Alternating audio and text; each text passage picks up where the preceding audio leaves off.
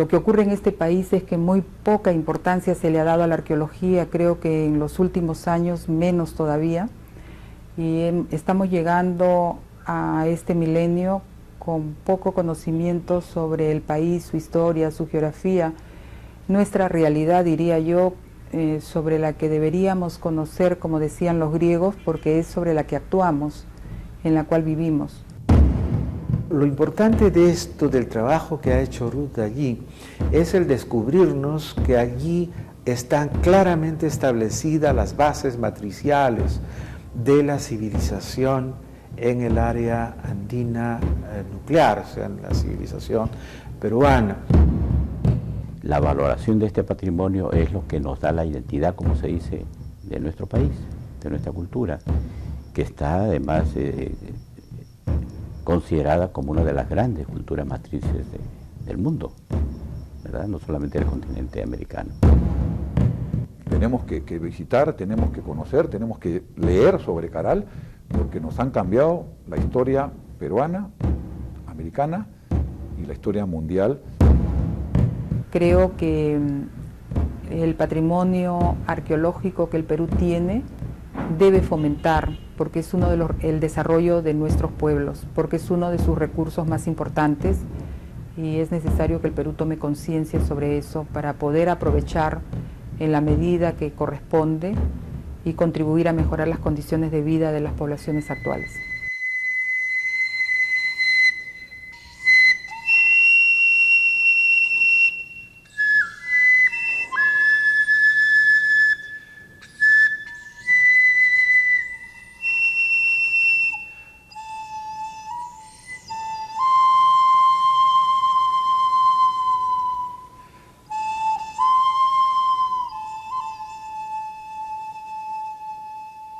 Nací en 1946, un 29 de diciembre.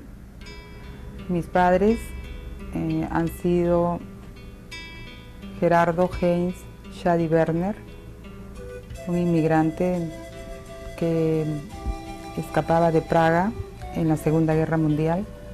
Mi madre, Rosa Solís Pita, de Pacarán, Cañete. Ellos tuvieron 4 hijos, yo fui la mayor de los 4.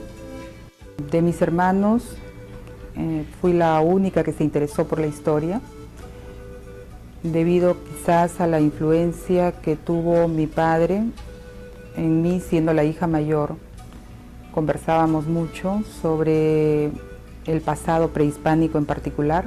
A mi padre le sorprendía bastante la magnificencia de los sitios que había conocido acá en Perú.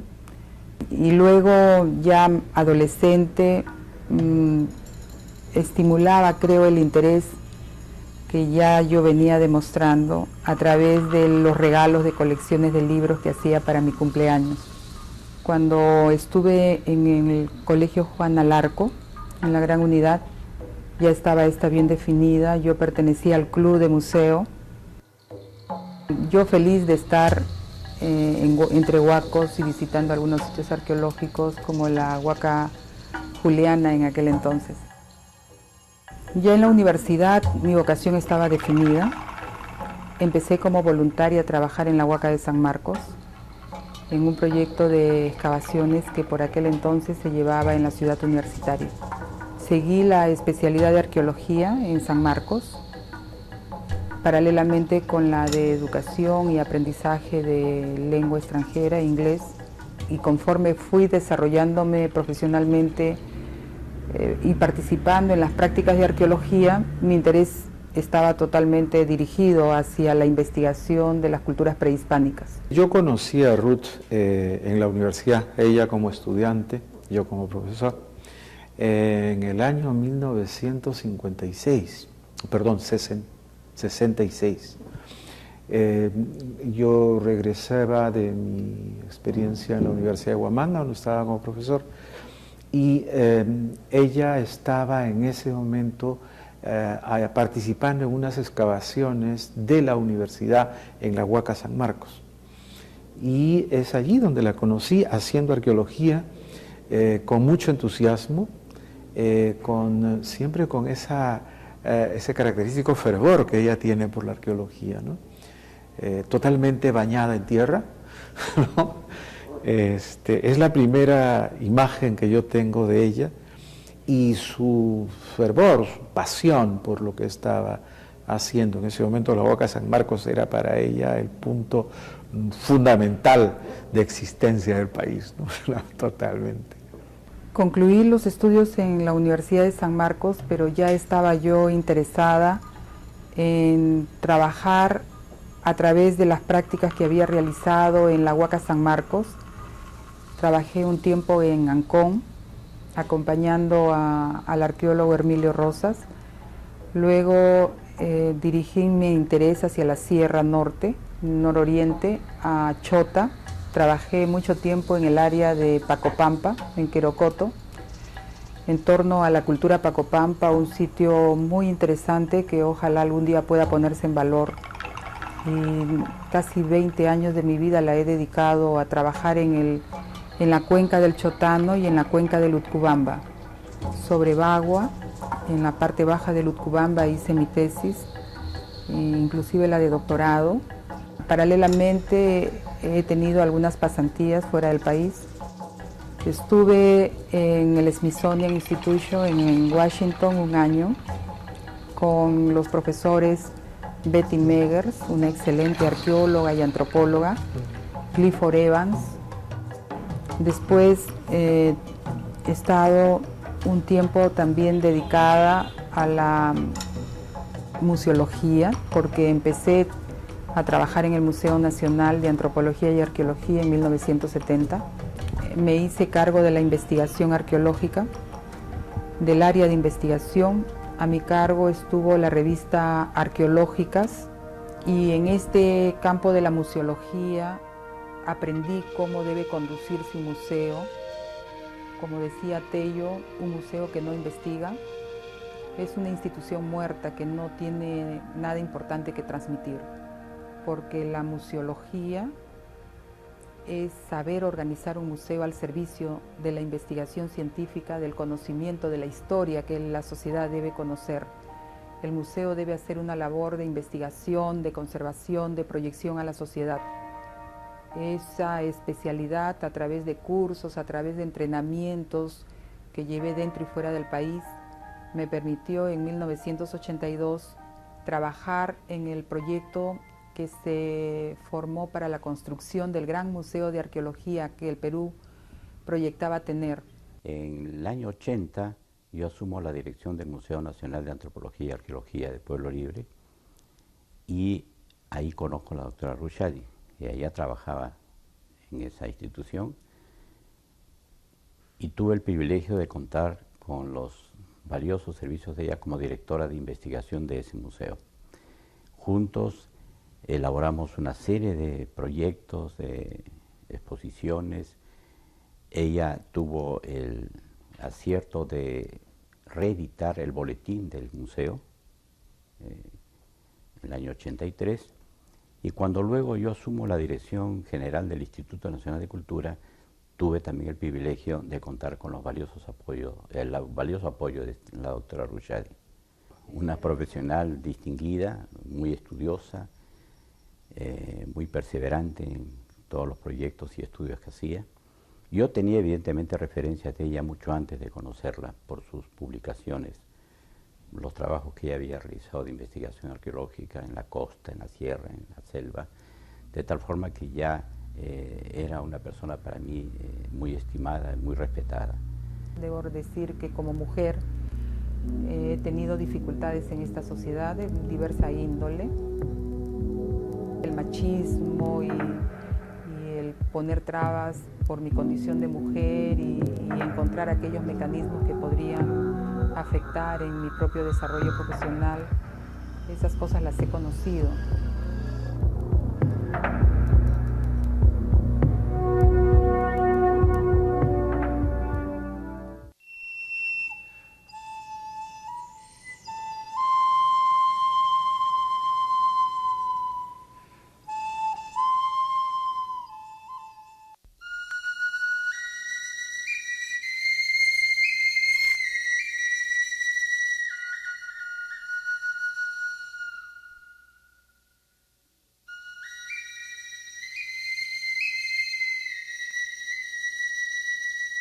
Ruth tiene la virtud de conjugar en su persona tres cualidades que difícilmente se encuentran en una misma persona simultáneamente.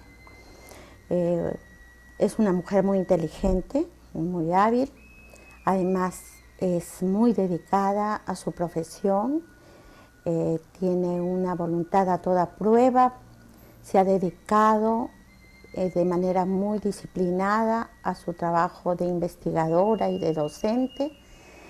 Y por último, en tercer lugar, tiene una fuerza de espíritu también a toda prueba, ¿no? Prácticamente ella ha superado un sinfín de problemas que le han puesto, que han aparecido en su camino, a veces, muchas veces o la más de las veces en forma gratuita. Lamentablemente la experiencia sobre museos no la pudo aprovechar el país porque hubo el cambio de gobierno y ese proyecto no fue retomado por el gobierno siguiente. Se hizo el Museo de la Nación, que perdió la perspectiva porque no es sino mayormente una galería, no tiene las características del gran museo que se había programado, que tuviese actividades de investigación, de conservación, de proyección a la sociedad, ¿no? Esas son experiencias que deberíamos evaluar y creo que ubicar en el contexto de que en nuestro país no tenemos planificadas actividades en el largo plazo o siquiera en el mediano. Hay una tendencia al corto plazo, a lo inmediato, ¿no?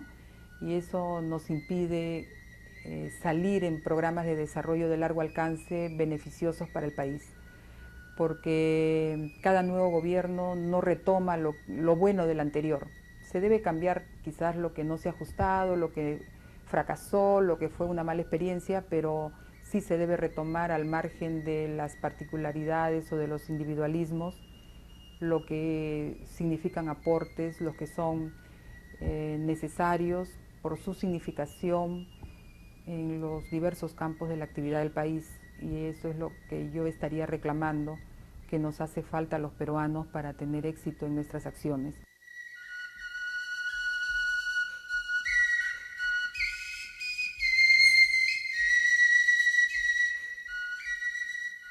En el Perú es difícil hacer investigación y más aún en arqueología. Siempre hemos trabajado con muchas limitaciones. Yo diría que cada proyecto que he emprendido lo he considerado como muy importante. Caral es uno de los últimos y le tengo mucho aprecio porque, aparte del significado que tiene Caral para la historia peruana, porque también está relacionado con una etapa de mi vida muy especial. Corresponde a aquella en que mis hijos se fueron a estudiar fuera del país y que en la práctica yo me quedé sin familia. Y después de casi 20 años de vida familiar con ellos, era el tener todo el tiempo del mundo otra vez a mi disposición. No fue fácil, debo decir que como mujer he tenido dificultades en esta sociedad de diversa índole, que ese también es un capítulo interesante de cómo la mujer es muy afrentada en nuestra sociedad, a pesar que era profesora universitaria y que uno se relaciona con colegas que se supone tienen un nivel de instrucción superior al resto de la sociedad. No obstante, el machismo y el poner trabas por mi condición de mujer y encontrar aquellos mecanismos que podrían afectar en mi propio desarrollo profesional, esas cosas las he conocido. Yo regresaba de haber estado un año en Estados Unidos y en España, de modo que miré en un mapa qué valle no había tenido suficiente atención para la investigación y que estuviese más cerca de Lima. Y encontré que en Supe, si bien se conocían de la existencia de monumentos allí, yo misma en el año 79 había estado recorriendo ese valle y había visto la monumentalidad de sus construcciones. Nunca se había hecho un trabajo sistemático desde el punto de la investigación arqueológica.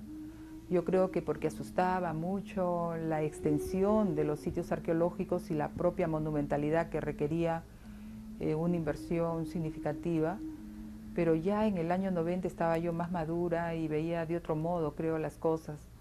Entonces formé un proyecto con algunos exalumnos míos, conseguí un pequeño fondo del Instituto Nacional de Cultura, del director de entonces, Pedro Jurinovic, quien me prestaba una camioneta los fines de semana para poder hacer la prospección arqueológica y me dio un pequeño recurso económico. Con ese dinero durante 2 años estuvimos caminando por ambas márgenes del valle, pero de modo sistemático, haciendo la prospección. Lo que hacíamos era salir los días viernes en las tardes, al mediodía más o menos, y volvíamos el domingo en las noches. Entonces teníamos una rutina muy ajustada de tiempo y de presupuesto, así que teníamos que optimizar el trabajo al máximo, ¿no? Consistía en caminar todo el valle, ambas márgenes, y casi de palmo a palmo, y buscando sitios arqueológicos, ¿no? Identificarlos, registrarlos, describirlos, fotografiarlos, todo el procedimiento habitual de lo que es una prospección, ¿no? Sin embargo, generalmente se cogen áreas más o menos pequeñas o medianas, ¿no? En este caso se prospectó todo el valle con bastante minuciosidad, se hicieron croquis muy detallados y se registró, creo que con bastante paciencia. Al término de los 2 años estaba yo convencida que me encontraba en un territorio excepcional desde el punto de vista del potencial arqueológico, pero estaba al mismo tiempo desconcertada porque, a diferencia de lo que había ocurrido en anteriores oportunidades, no sabía a ciencia cierta ante qué periodo histórico estaba. De modo que me daba cuenta que era necesario conseguir un fondo económico para poder empezar a excavar siquiera en uno de ellos y tener las referencias para orientarme y saber ante qué periodo estaba de la arqueología peruana. Escribí a mi amiga Betty Meggers del Smithsonian Institution y le conté, ¿no?, los resultados que había obtenido en esta prospección, y ella me contestó que podría ayudarme con la National Geographic, institución en la que ella participaba como asesora para conseguir un pequeño fondo que me permitiera empezar excavaciones en Caral. Cada día cuando estábamos excavando durante los 2 meses yo preguntaba a mis colegas si habían encontrado cerámica y no se encontraba, pero era extraño porque la arquitectura era monumental, de modo que al finalizar, como digo, el segundo mes, en los resultados que yo presenté, expuse que Caral era un sitio del precerámico y muy antiguo. Más duro fue, sin embargo, con mis colegas peruanos, porque me acuerdo que la primera vez que los invité a Caral para que conocieran y transmitirles mis experiencias y los resultados, me miraban incrédulos y me decían, ¿no será que en lugar de ser precerámico es un sitio más bien acerámico, es decir, que quedó rezagado en cuanto a conocimiento del quehacer alfarero en relación con otros sitios? ¿No? O sea, fue una sociedad que no supo hacer cerámica mientras otras ya la hacían, eso es lo que me decían, ¿no? Entonces les dije no, porque una sociedad que sabe de matemáticas, que sabe de astronomía y que la plasma en las obras, no puede ser que no sepa hacer alfarería cuando otras ya lo están haciendo a su alrededor. Yo creo que aquí estamos frente a una sociedad mucho más antigua, cuando la alfarería todavía no era un quehacer que se había introducido en la vida de entonces. Sí, tuvo dificultades y sigue teniéndolas. Hay gente, no solamente arquitectos peruanos o extranjeros, científicos, gente interesada, obviamente, que desgraciadamente pues, o no ven bien el que siga siendo una mujer, por un lado, no ven bien que sea Ruchadi misma por una u otra razón que puedan tener, otros que quisieran ellos mismos ser los que llevaran adelante estos descubrimientos tan importantes, otra gente que cree que Ruth o que el grupo que está trabajando con Ruth tiene algún interés creado o alguna ganancia privada, y mundo en general también han habido, sé de un par de intentos de adueñarse, entre comillas, de ser los descubridores o los líderes o los jefes o los dueños de Caral y de todo el valle de Supe. Entonces, sí, Ruth ha sabido defenderse en eso, estamos apoyándola también ahora en eso y creemos que hay que seguir, esto no va a parar, muchas personas van a seguir tratando de en alguna forma, mientras más famoso y más fuerte sea Caral y sus alrededores, más intereses encontrados, peruanos o fuera del Perú, van a quererse agarrar en algún lado de Caral y obviamente perjudicar o poner de lado a Ruth o al grupo que esté trabajando con ella. Con Caral, el conocimiento de la historia del mundo ha pasado a hoja cero. Hay que volver a escribir la historia. Yo creo que eso es así, que los peruanos debemos tomar conciencia de la importancia y la significación y trascendencia que tiene Caral para la historia de la humanidad.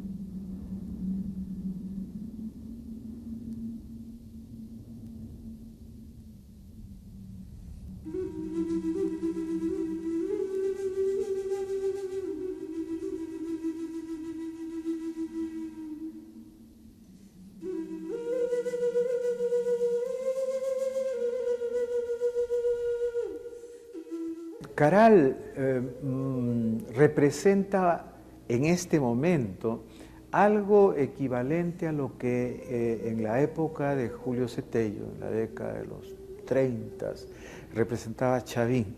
Pero lo importante de esto, del trabajo que ha hecho Ruth allí, es el descubrirnos que allí están claramente establecidas las bases matriciales de la civilización en el área andina nuclear, o sea, en la civilización peruana. Lo que ha encontrado Ruth es la posibilidad de dar una explicación respecto a cómo hace alrededor pues de casi 5.000 años que la civilización peruana, la civilización andina fue forjándose, modelándose, puesto en barro y con una anticipación de casi 2.000 años. Caral es un chavín en la costa. Se puede casi replantear, son los montículos, las grandes plazas, los grandes espacios, que son la base sobre la cual se organizó la sociedad urbana que le llamamos civilización andina. Tuve muchas dificultades, sí, para continuar con la investigación, a pesar que los resultados eran muy buenos. National Geographic me daba apoyo, pero esta entidad no tiene un presupuesto permanente, solamente puede ayudar cada año para temporadas muy cortas y tampoco ayuda todos los años, de modo que yo iba con mi proyecto a diferentes entidades. Me acuerdo que una vez, a través de un amigo, Armando Villanueva, a quien yo había asesorado en el Congreso, cuando él era presidente de la Comisión de Investigación de Tráfico Ilícito de Bienes Arqueológicos, le conté de este proyecto y de las dificultades que tenía para continuar con los trabajos por falta de presupuesto. Y él me dijo, bueno, yo te voy a presentar al presidente de los empresarios españoles en el país. Fui con mis planos, le expliqué todo, la importancia que tenía Caral, y este señor me dijo, esto es excelente, me parece muy importante el trabajo que usted ha hecho, pero yo soy un empresario. ¿Cuál es mi beneficio? ¿Qué ganaría yo con esto? ¿Tienen ustedes leyes que nos permitan deducir impuesto? Que yo pueda decirle a mi directorio, esto se va a lograr si nosotros invertimos en cultura. Entonces le dije, bueno, no tenemos disposiciones al respecto, pero voy a hacer gestiones ante el Congreso de la República para tener ese tipo de dispositivos que pueda promover que el empresariado invierta en cultura, en poner en valor patrimonio. Y efectivamente salí de allí un poco deprimida, pero dije, es el enfoque de un empresario. Toqué muchas puertas. Estábamos trabajando con unas pequeñas ayudas que para alimentos daba la municipalidad de Supe, también el alcalde de Barranca, para que los arqueólogos, mis estudiantes de arqueología, pudiesen tener alimentos. No se les pagaba, solamente se les daba para sus pasajes, y bueno, yo viajaba a Caral con mi carro, y sola, ¿no? Y fueron años muy duros. Yo no percibía ningún salario por este trabajo. Al contrario, muchas veces gastaba de mi propio peculio para poder llegar a la zona y supervisar las investigaciones.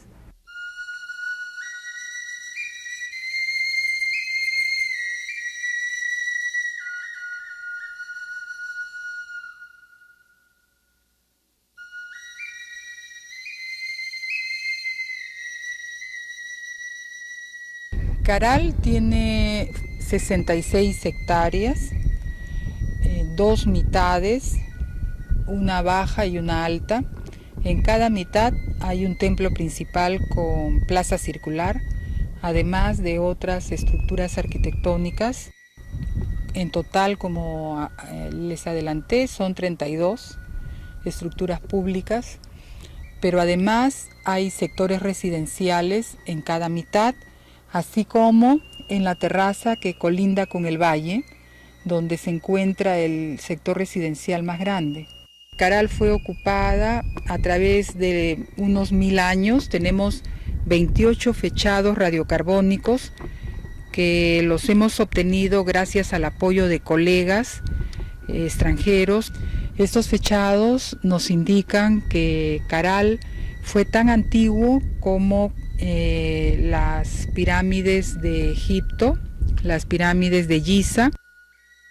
Diríamos que Caral se ubicaría al lado de los focos civilizatorios más antiguos del mundo, solo comparables en datación con Egipto y con Mesopotamia.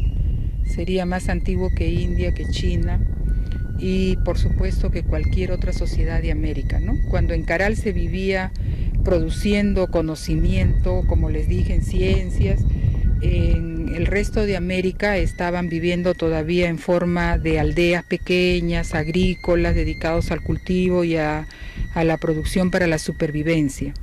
Solo 1500 años después que Caral se empezó a construir, a hacer obras en México, como lo que conocemos de la cultura olmeca, o después de 2000 años empezaron a hacer las ciudades mayas, de modo que estamos pues ante las expresiones de un asentamiento urbano de gran antigüedad, solo comparable a los que se construyeron en el Viejo Mundo. Por eso es que Caral ha causado impacto a nivel mundial y por eso las expresiones de que la historia del mundo tiene que ahora escribirse y que ha pasado a foja cero.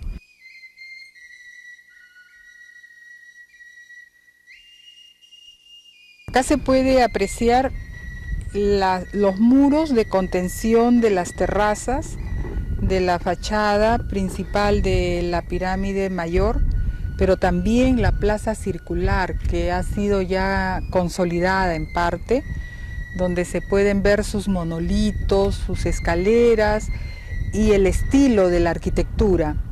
Esa plaza ha sido muy característica de la cultura de Supe y este tipo de patrón circular luego se ha difundido a las poblaciones de otros valles.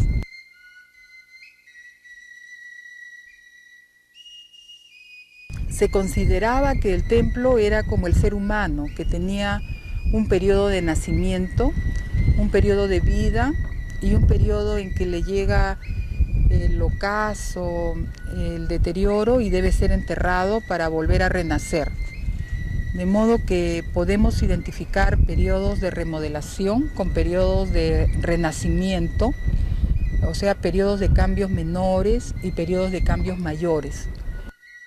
En estos monumentos, y en general casi en todos los monumentos que hay en el Perú, aún de épocas muy posteriores, siempre se da esa estratificación, por decir así, cultural y constructiva, ¿verdad? El criterio que adoptamos siempre en la conservación y restauración es de respetar todo ese proceso constructivo, no quedarnos con la época que más nos guste, por decir así, sino el respeto absoluto a esa superposición o estratificación cultural, poniendo en evidencia, lógicamente, aquello que está soterrado y que tiene valor, ¿no? Se pueden extirpar, como no, agregados superfluos que pueden ser contemporáneos o que no adicionan nada a la validez del monumento, ¿no? Ese altar todavía conserva, felizmente, los restos del enlucido y de la pintura roja que tuvo en sus paredes. Se puede apreciar el ingreso estrecho y el gran fogón que lo presidía en el interior.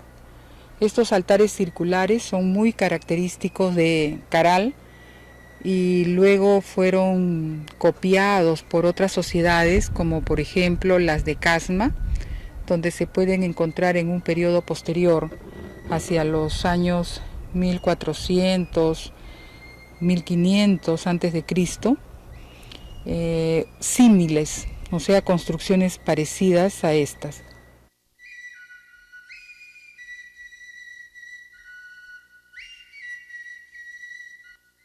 En esta área norcentral ha habido un desarrollo precoz y aquí se forma el primer estado o gobierno centralizado. ¿Cómo ocurre esto? Porque la pesca ha sido muy importante, así como la producción de algodón. Surge tempranamente una división del trabajo. Han habido especialistas en pesca, así como agricultores. Los pescadores están sacando anchoveta en grandes cantidades y secándolas. Y los agricultores cultivando algodón que requerían los pescadores. Entonces hay una necesidad de complementariedad entre estos dos grupos, ¿no? Los pescadores le dan a los agricultores pescado seco, la anchoveta seca, no cualquier pescado, y los agricultores le dan a los pescadores el algodón que ellos requieren para la confección de sus redes de pesca. Pero este intercambio no solamente queda en las sociedades costeñas, sino que esos dos productos les sirven para intercambiar con poblaciones de la sierra y de las vertientes orientales, porque acá en Caral hemos encontrado restos de moluscos de selva que no pueden haber venido por sí solos, sino que ha habido el intercambio. Después hemos encontrado madera o productos como guairuros o chonta, de modo que se evidencia un intercambio permanente. Esta población ha tenido un conocimiento en matemáticas, en geometría, en astronomía, que les ha permitido desarrollar ciencia y tecnología, cómo se deben abrir los canales para regar, en qué periodos del año conviene sembrar, qué clases de semillas se deben poner. Han manejado un calendario a través de su conocimiento de la astronomía. Y ahora, gracias a los aportes que nos están dando otros estudiosos, estamos trabajando la hipótesis de que Caral habría sido un lugar muy especializado para ese tipo de conocimientos, ¿no? Donde las pirámides habrían sido como representaciones sagradas vinculadas a un calendario. O sea, cada templo, cada pirámide habría estado relacionada con un astro que está marcando un periodo a través del año o a través de varios años muy importante y significativo para la vida social y económica de los pobladores de Caral. Creo que Caral está cambiando la historia del mundo.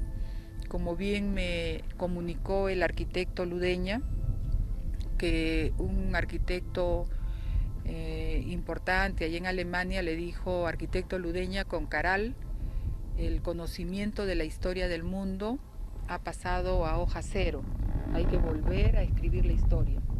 Y yo creo que eso es así, que los peruanos debemos tomar conciencia de la importancia y la significación y trascendencia que tiene Caral para la historia de la humanidad, ¿no? Y fundamentalmente entendernos nosotros mismos como peruanos, que somos pues los herederos de este conocimiento, de esta tradición, y que podamos tomar conocimiento de que ha habido un desarrollo precoz, pionero, en relación con otras partes del territorio americano.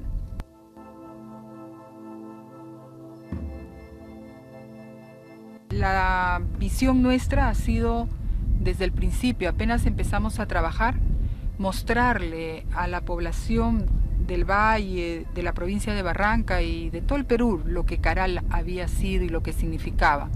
Entonces así podían estar identificándose con la importancia de este patrimonio cultural y, en el caso de las poblaciones del Valle, contribuyendo a su conservación. Cuando hemos llegado a Caral encontramos que estaba lotizado, y el día de hoy todavía he debido dedicarle algún tiempo de la mañana para hablar con algunos campesinos que quieren estar cultivando en zonas con arquitectura monumental, explicándoles la importancia que esto tiene para, no solamente para ellos, sino para todo el país, para que se proteja y no se sigan destruyendo, ¿no? Caral en América en su conjunto representa el desarrollo de una sociedad urbana, de una sociedad, de una civilización no pensada, no imaginada. Nosotros siempre asociamos a un desarrollo agrícola muy avanzado y siempre asociamos a una sociedad con cerámica, ya con un arte muy desarrollado en los orígenes de la civilización. Si nosotros ponemos Caral frente a México, no hay nada en México tan antiguo ni tan primitivo, en el sentido de que están forjadas las primeras cosas que son susceptibles de darse en una sociedad urbana civilizada. No hay todavía cerámica, el tejido se está desarrollando, ya tiene una historia aquí, pero está en su etapa en la cual todavía no hay un telar, cosas muy avanzadas, no hay metalurgia. Estamos frente a una civilización solo semejante a aquella que en el Próximo Oriente se encontró en la zona de Jericó, en donde existía también una sociedad precerámica de carácter urbano. Es algo semejante a lo que se daba. No imaginábamos que fuera tan antigua y de hecho es el antecedente que nos permite entender con facilidad lo que después pasó. Pensamos que este recurso arqueológico debe ser el fomento o la palanca que impulse el desarrollo integral socioeconómico de las poblaciones del Valle, de la provincia y del país, ¿no? De modo que estamos queriendo que a través de la elaboración de un plan maestro podamos orientarnos a futuro sobre cómo hacer este desarrollo integral y sostenible.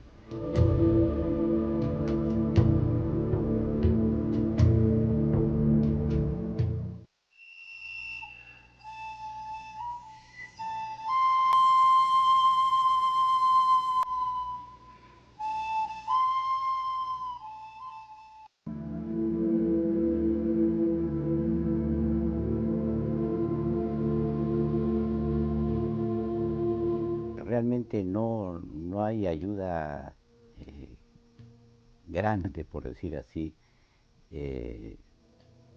sistemática en relación con la salvaguarda de nuestro patrimonio.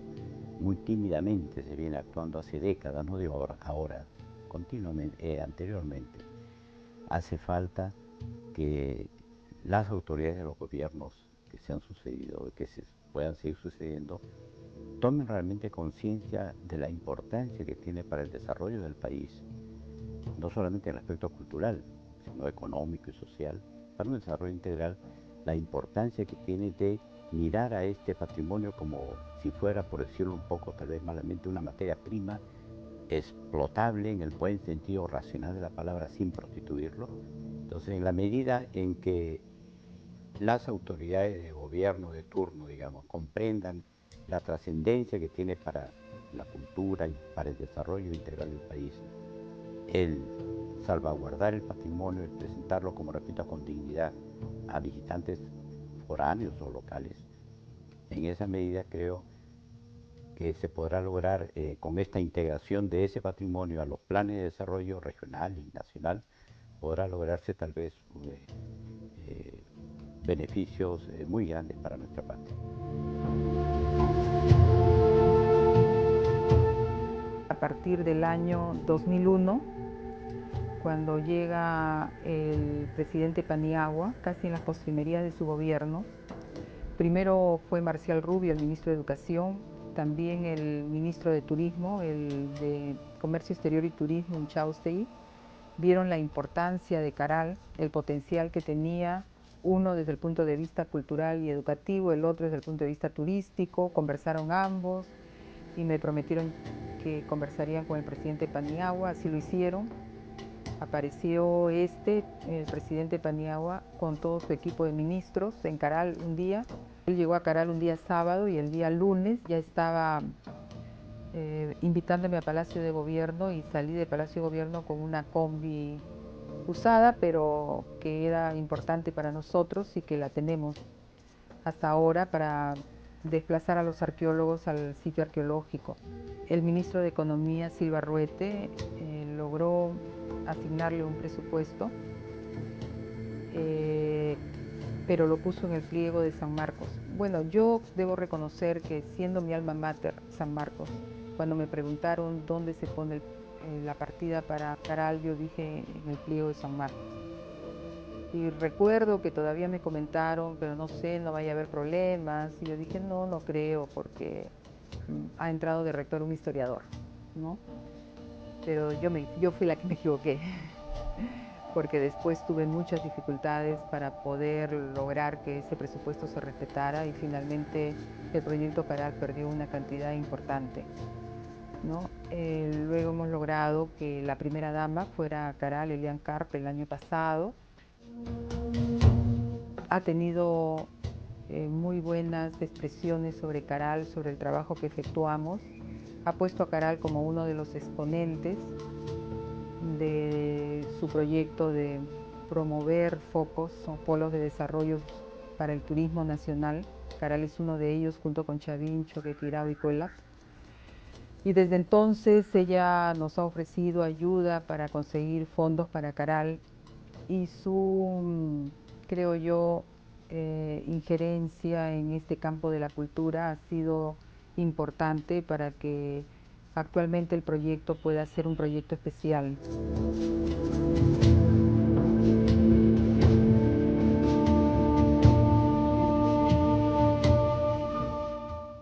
Ojalá las autoridades, aquellas que la han venido apoyando y otras más, se sumen a brindar todo el apoyo necesario a este proyecto.